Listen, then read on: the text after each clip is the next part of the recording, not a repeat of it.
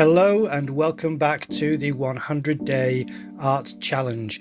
Now, I've been meaning to upload a special video to celebrate a milestone I recently passed, but that is going to probably be up tomorrow if today is the 21st of September in 2024. So for today's video, I'm uploading a real-time drawing and painting, oil pastel painting of a portrait. I've been doing a lot of these recently and there's only a few left, so I'm kind of looking forward to announcing the next medium that I will be doing a series of for this challenge. But I really do like these last few as well. This one is based initially on the shape of the hair, as you can see, really trying to sculpt what I'm seeing as far as the kind of the mass of hair, the volume that I'm seeing from the portrait initially, because that's an important aspect of someone's outline really, and the kind of the big shapes that you want to try and understand straight away for portraiture, or at least I do anyway. But I also want to keep them, because they're so small, you can see how small this is, I want to keep it loose and fresh and interesting and fun, and doing that means that the smaller portraits can help harness those types of marks, especially with oil pastels, because they're so thick and chunky as a medium. They're not really precise, whereas the fine liner is quite precise, so doing small wispy marks keeps the proportions in place but still loose. And I do try to get down certain parts of the details, just like you can see here I'm marking out the eyes, so I could do that in oil pastels, but if I can mark them in with ink first, then I've got the position and the proportions all mapped out before I start putting colour all over the place and trying to push and pull things around. I've really enjoyed showing these portraits and working on them, and I get all of these references, well, most of them anyway, from an Instagram account called Earth's World. I've linked them in previous videos and I will show it on screen now.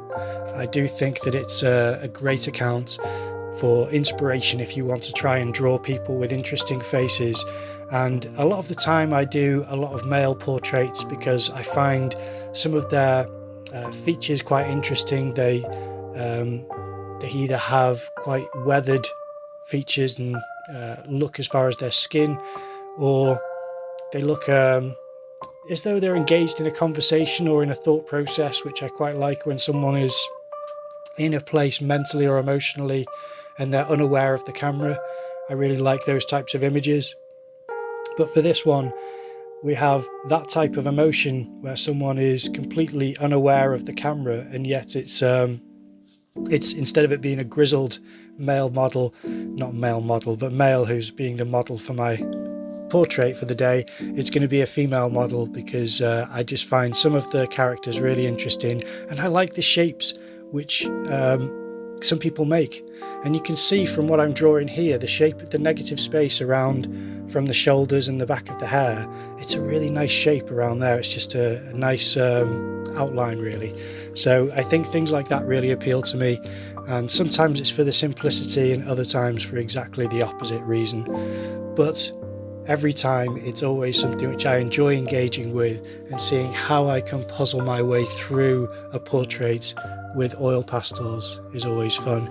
Some of the details around the neck can be quite tricky to figure out when it comes to where to place certain landmarks on the body, so that's why some of those were interesting and important for me to get down in ink first. And that's pretty much all I need to do for the ink sketch. Everything else can be done in oil pastel. That's more than enough, and everything is plotted out there.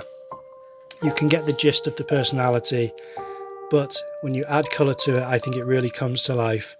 So let's get started with this lovely consistent palette of oil pastels that I use.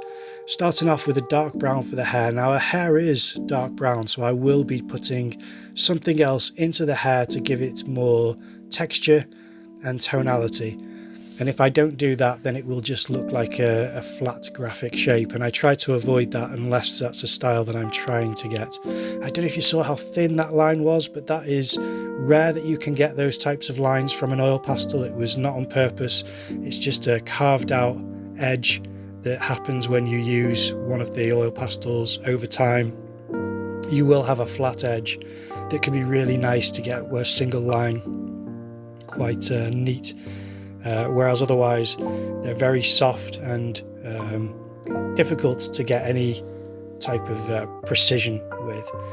But that doesn't make them any less enjoyable to use. I find them very interesting as a medium and very lively. They've got a lot of pigment pushed through, and it just makes it really pop as a colour.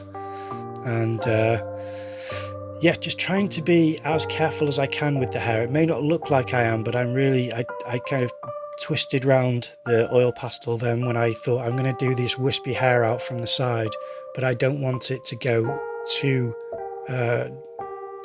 broad a mark. I want it to wisp out into a tapered line, which I think I've managed to do okay there. I've got away with those marks, and the idea was that it was supposed to be hair that was blowing out to the side, and I think that really helps to make it sell the idea of the environment around it.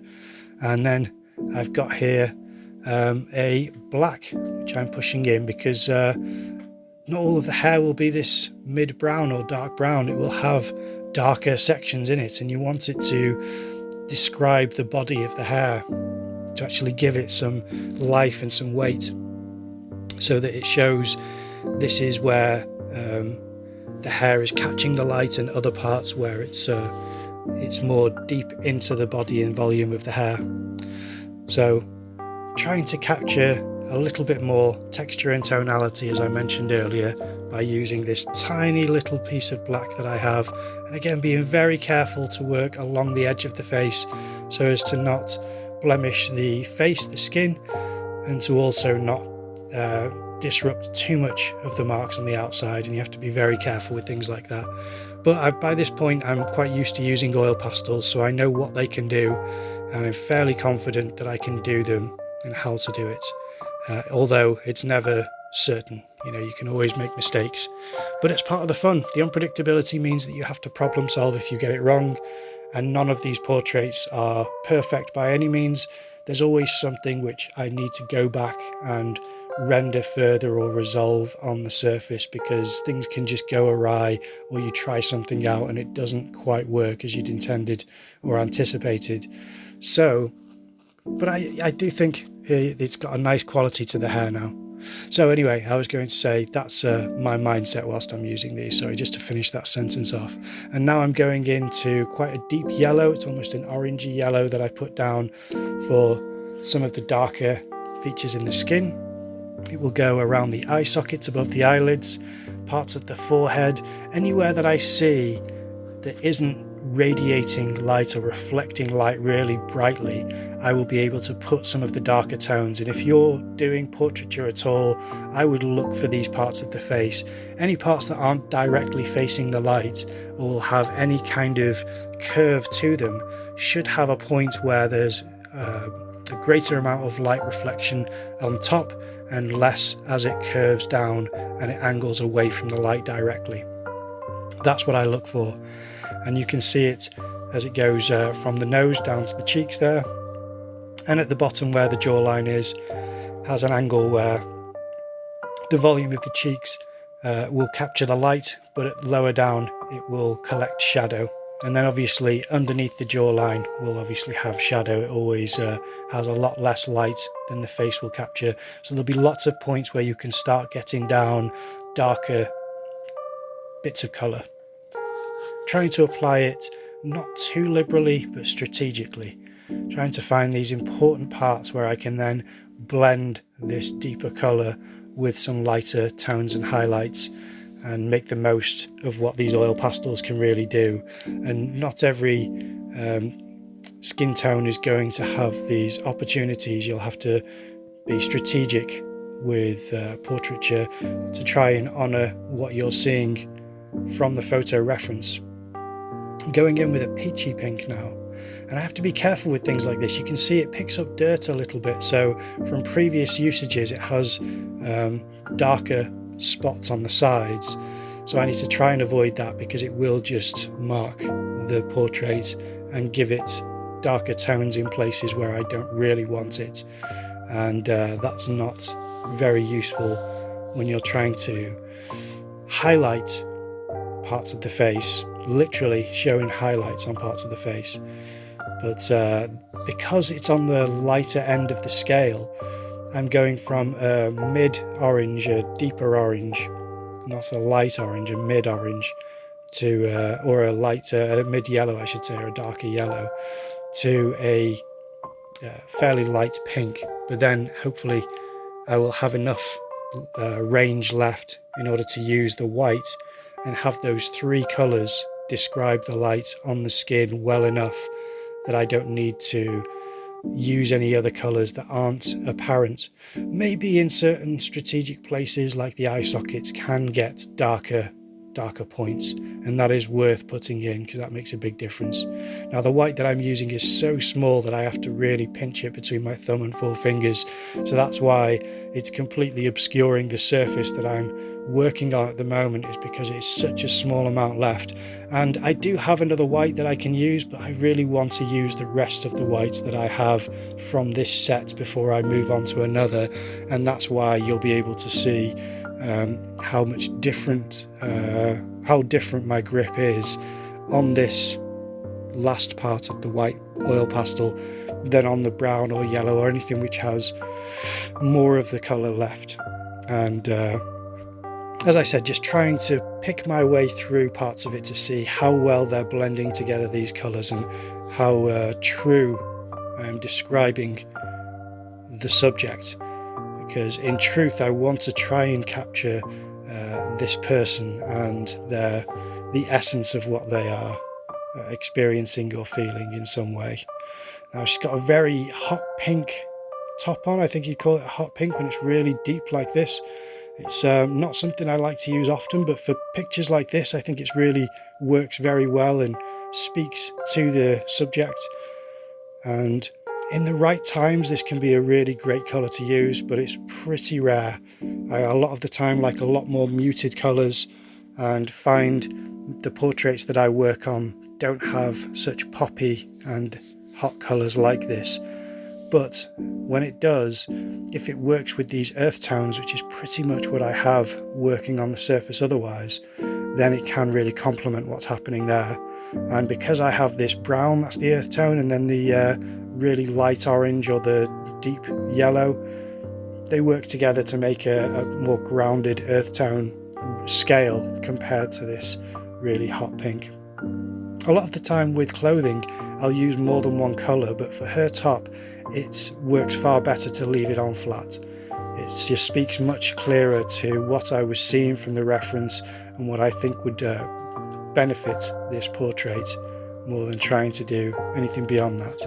And again, I'm trying to find the best point for this black oil pastel to describe the eyebrows and the eyes.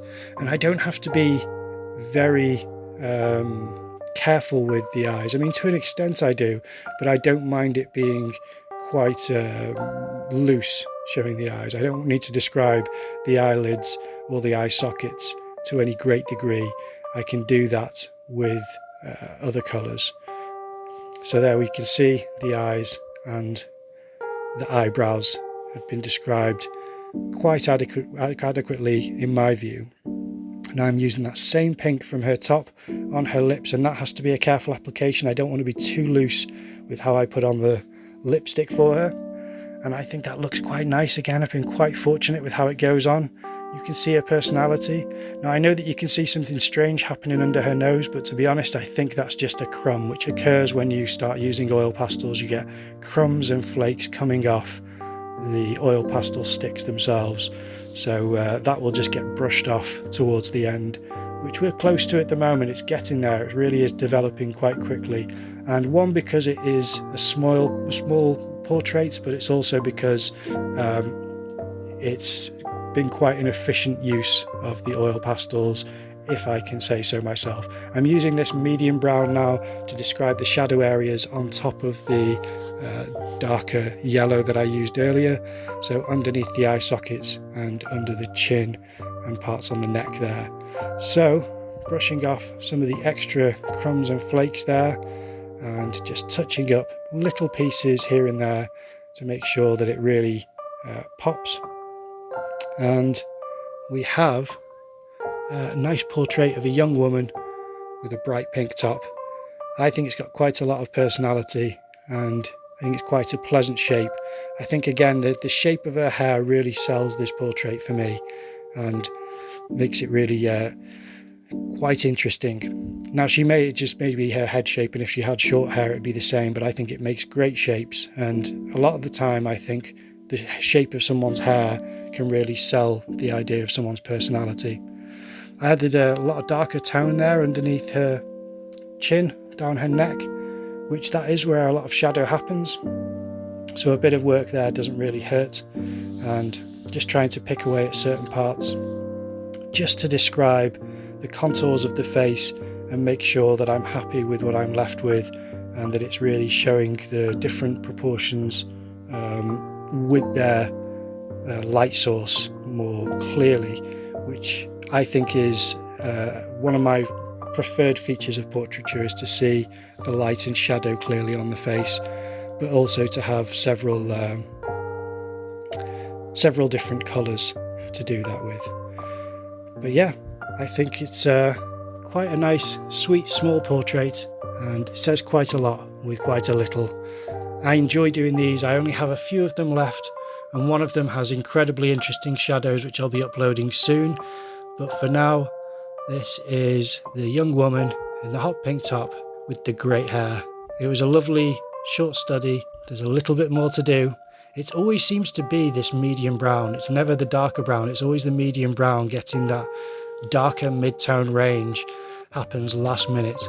And it always surprises me, because just when I think I'm finished, I notice something else on the surface and think, wait a minute, I can describe something a little bit clearer before I call it a day.